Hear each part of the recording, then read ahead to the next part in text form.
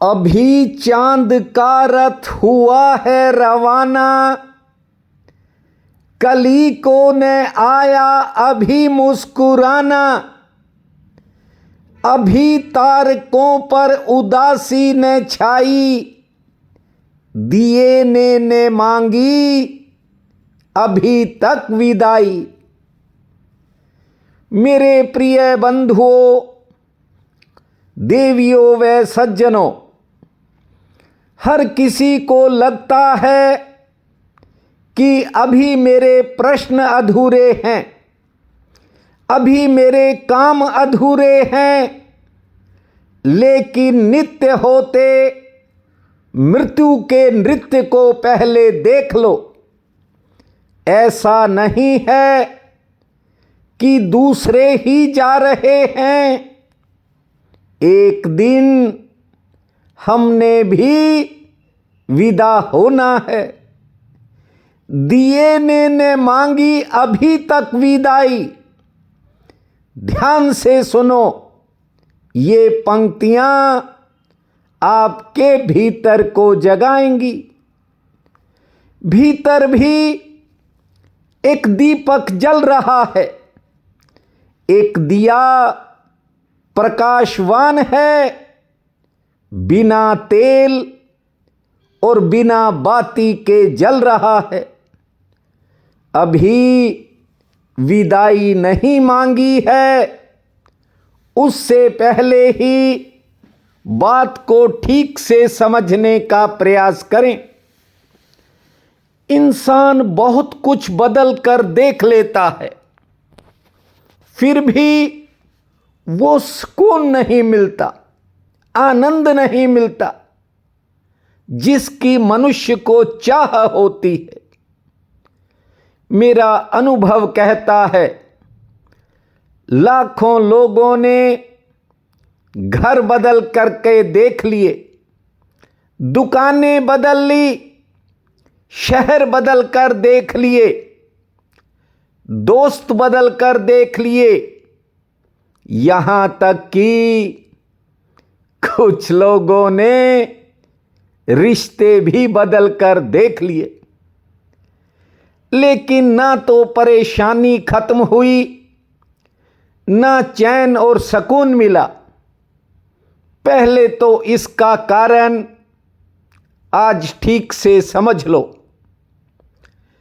आईने की धूल साफ करने से कुछ नहीं होता, और चेहरे की धूल हटाने से सब अपने आप हो जाता है। महासूत्र कहता है कि ये इंसान बार बार एक ही भूल करता है कि वह दर्पण को साफ करता है। खुद के चेहरे पर पड़ी धूल को तो देखता तक नहीं है, और इसीलिए व्यक्ति पूरी जिंदगी परेशानी में जीता है, और वो सोचता है कि दूसरा बदल जाए। पत्नी चाहती है पति बदल जाए, और पति चाहता है पत्नी की सोच बदल जाए। एक दूसरे के विचार बदलने में लगे हैं। मालिक चाहता है कि नौकर की समझ बदल जाए, नौकर चाहता है कि मालिक की सोच बदल जाए। हर संबंध दूसरे को बदलने में लगा है, और इसलिए ही कुछ नहीं बदलता। बात बात पर झगड़े फसाद, बात बात पर कलह कलेश होते हैं। ये बात अलग है कि बहुत से झगड़े घर में ही दब जाते हैं, और कहीं कहीं तमाशा भी बन जाते हैं। देखिए, ये विज्ञापन का दौर है। कहने का मतलब एडवर्टाइजमेंट का जमाना है ये। और इस युग में इंसान की सबसे बड़ी विडंबना जानते हो क्या है?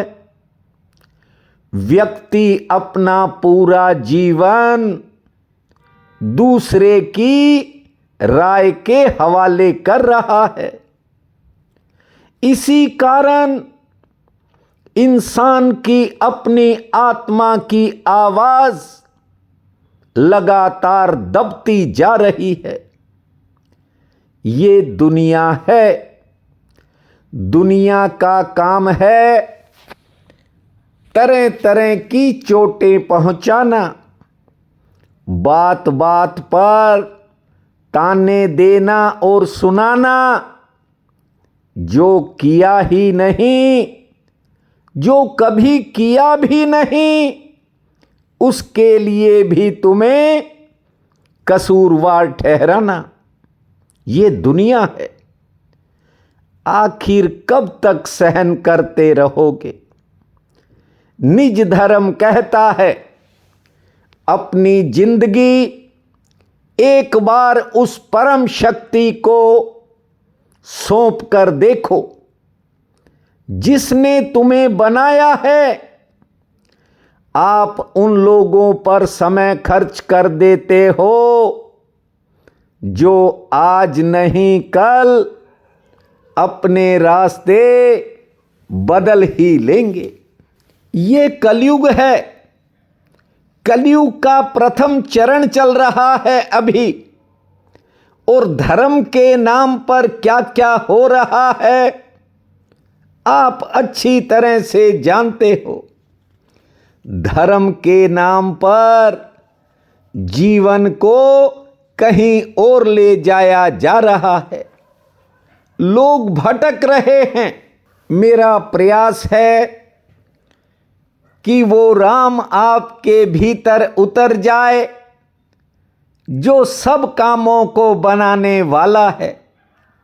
ध्यान दीजिए, भूमा वर्षा राम की, षट ऋतु 12 मास, रसना सेती उतरा और हृदय किया है वास। बहुत ही प्यारा और बहुत ही गहरा सूत्र है। राम राम भूमा, श्री राम नाम भूमा। 2026 में आपको लिखने की विधि बताई है। क्यों बताई है? आज मेरी बात की तरफ ध्यान दीजिए। ये राम राम भूमा जब तक आपकी जीभ पर रहेगा तब तक केवल उसका नाम रहेगा, तब तक कुछ होगा नहीं। मैं चाहता हूं ये राम का नाम आपके हृदय में उतर जाए। इसीलिए कहता हूं एकांत में बैठकर लिखोगे तो मनसा वाचा कर्मणा, मन से भी, कर्म से भी और वचन से भी, तीनों तरह से ये राम आपके भीतर उतर जाएगा। जानते हो, सारा खेल है भाव का। शब्द राम का सवाल नहीं है। गहराई से समझिए।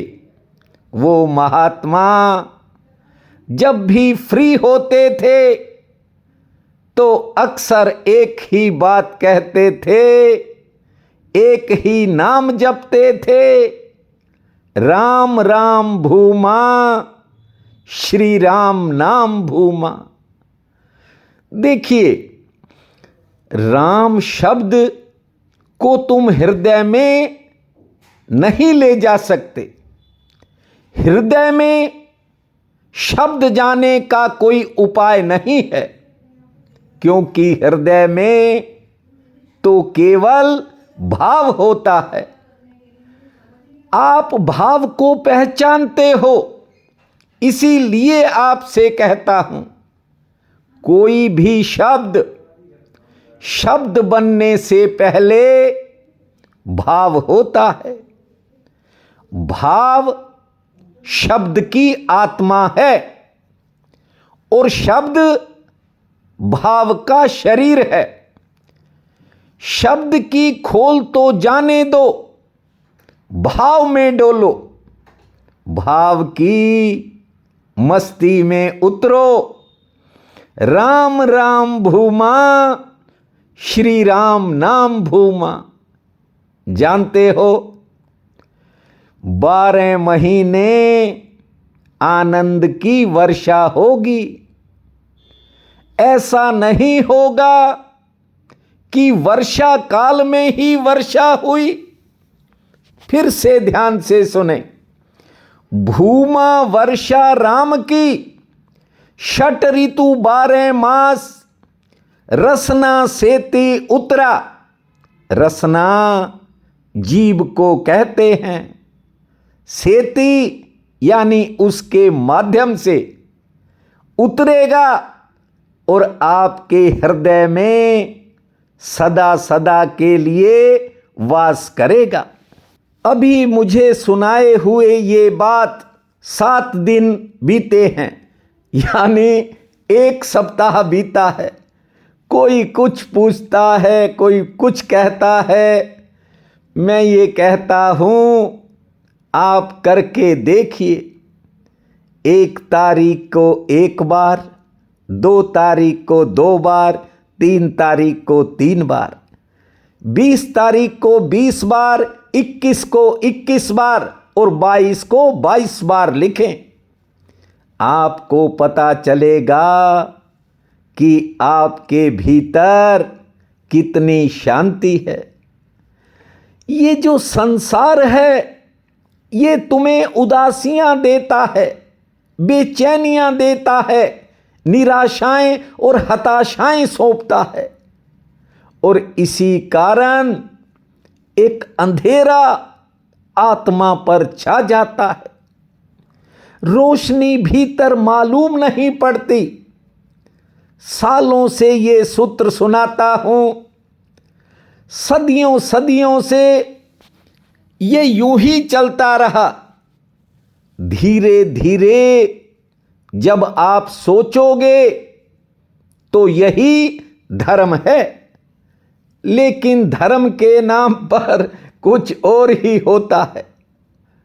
जिसे लोग धर्म समझते हैं वो धर्म नहीं है, अधर्म से भी बदतर है।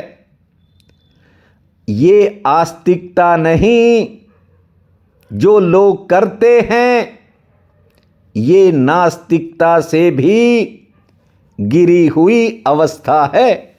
बात नहीं समझ में आई तो ठीक से समझ लो। यहां लोग दूसरों को दिखाने में लगे हैं कि मैं ये कर रहा हूं, मैं ये कर रहा हूं। पुण्य का कार्य आप किसके लिए करते हो, पहले तो इस बात को समझ लो। या तो आप अपने लिए करते हो और या परमात्मा के लिए। ध्यान से सुनना, सब रग तंत रबाब तन, विरह बजावे नित, और न कोई सुन सके कै साईं के चित। बड़ी गहरी बात कही है। इसे सुमिरन कहते हैं। यानी या तो आप सुन रहे हो और या परमात्मा सुन रहा है, या तो आप या साईं का चित, दूसरा कोई बीच में नहीं है। कर्म से सभी अवस्थाओं में उसका सुमिरन किया करो। राम राम भूमा, श्री राम नाम भूमा। भूख लगे तो उसी को लगे, सुमिरन हो गया।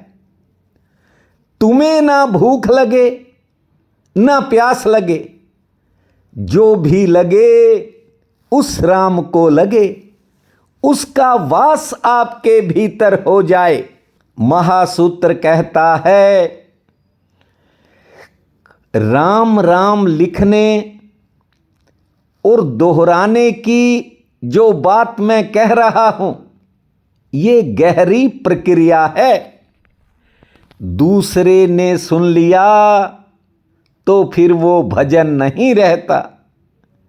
वो क्या भजन हुआ जिसको दूसरे ने सुन लिया?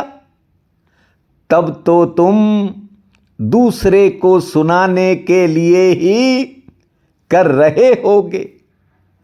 आपकी अंतर आत्मा जाने या परमात्मा जाने, तीसरा यदि कोई सुनता है तो फिर वो सुन नहीं सकता। यदि उसे सुनाना है तो केवल इस नाम को अपने भीतर लेकर के चलो। देखना, आपके दुख, आपकी व्याधियां, आपके संकट आपको स्वयं दूर भागते दिखाई पड़ेंगे। आज माघ कृष्ण पक्ष की षष्ठी है, बहुत बड़ा पुण्य काल रहेगा। उठते ही धरती माँ को प्रणाम करना, 6 बार लंबी श्वास छोड़ना, 30 बार ताली बजाना, 5 मिनट मौन रहने के बाद खुले आसमान को निहारना, सूर्य नारायण, केले के पौधे और माँ तुलसी को जल अर्पित करना, नारायण भगवान के चरणों में केले का एक फल चढ़ाना, 2 रोटी पुण्य में लगाना, संध्या के समय ठाकुर के चरणों में ज्योत जलाना। भूमा जय नारायण, भूमा हरि नारायण, इस महामंत्र को जपना, समय आपका मंगलमय रहेगा। प्रिय बंधुओं व मातृदेवी शक्तियों, आज 8 जनवरी दिन वीरवार है। आप सबको मेरा नमस्कार है। आज का राशिफल इस प्रकार है। मेष, आज किसी रुके हुए काम के आगे बढ़ने की संभावना है। परिवार का व अन्य लोगों का सहयोग मिलने के संकेत हैं। काम के प्रति नया उत्साह भी होगा। घर परिवार में सेहत संबंधी कामों पर खर्चे हो सकते हैं। दोपहर बाद समय बदलेगा। वृषभ, कारोबारी किसी मुश्किल से सामना होने के संकेत हैं। आमदन सामान्य होगी। सरकार से संबंधित कामों में सफलता मिलेगी। सेहत अनुकूल रहेगी। मिथुन, आज किसी काम में आपको प्रतीक्षा करनी पड़ेगी, लेकिन आज कोई रुका हुआ काम बनने का योग है। आमदन ठीक होगी। सेहत के प्रति थोड़ी सावधानी रखें। यात्रा लाभकारी रहेगी। कर्क, आज कोई ऐसा समाचार मिलेगा जिसके कारण मन में मनोबल में थोड़ी बढ़ोतरी होगी। कारोबार में अचानक भागदौड़ बढ़ सकती है। कोई पुरानी चिंता मन को घेरेगी। हालांकि सेहत ठीक रहेगी और किसी पुरानी मेहनत से फायदा मिलेगा। सिंह, आज किसी अपने के सहयोग से आज आपके मन में कोई पुरानी परेशानी कम हो सकती है। कारोबार से उत्तम लाभ का योग है। किसी रुके हुए काम में गति आएगी। किसी कारण कार्यक्षेत्र में मन थोड़ा कम लगेगा। कन्या, पारिवारिक चिंता के कारण आज थोड़ा मन में उतार चढ़ाव रहेगा। आमदन के लिए दिन ठीक है। कार्य व्यवहार से आर्थिक लाभ मिलेगा। सेहत पक्ष मध्यम श्रेणी का है और कोई अच्छा समाचार भी मिल सकता है। तुला, आज सरकार संबंधित कामों में सफलता के संकेत हैं। सहयोग भी मिलेगा। कार्यक्षेत्र में थोड़ा काम का बोझ ज्यादा रह सकता है। सेहत ठीक रहेगी। मेहमान आ सकते हैं। वृश्चिक, दूसरों के कामों में आज आपका समय खर्च होने की संभावना है। ध्यान से आगे बढ़ें। आमदन ठीक होगी। अच्छा समाचार आ सकता है। लेन देन के काम आसानी से निपटेंगे। यात्रा टल सकती है। धनु, महत्वपूर्ण काम में आज आपको कोई सहयोग मिलेगा। आज कोई घरेलू मोर्चे का काम भी बन सकता है। परेशानी घट सकती है। यात्रा लाभकारी रहेगी। संपर्क का लाभ मिलेगा। सेहत पक्ष थोड़ा नरम है। मकर, कारोबारी समस्या से आज कोई छुटकारा मिल सकता है। सेहत भी ठीक रहेगी। बेवजह आज किसी के साथ विवाद होने का या वैचारिक मतभेद होने का योग है। धैर्य से काम लें। दोपहर बाद समय बदल जाएगा। कुंभ, कार्यक्षेत्र में किसी निराशा से सामना हो सकता है। आमदन का आज कोई नया रास्ता खुल सकता है। कुछ कामों में इंतजार करना पड़ेगा। यात्रा से परहेज करें। से ठीक रहेगी। मीन, कारोबार के लिए दिन सामान्य है। आमदन भी सामान्य होगी, सरकार से संबंधित कामों में सफलता मिलेगी, कुछ कामों में इंतजार करना पड़ सकता है और कोई पारिवारिक चिंता मन को घेर सकती है। आज का ये दिन आप सबके लिए अति शुभ फलदायी हो, यही मेरी कामना है। आप सबका बहुत बहुत धन्यवाद।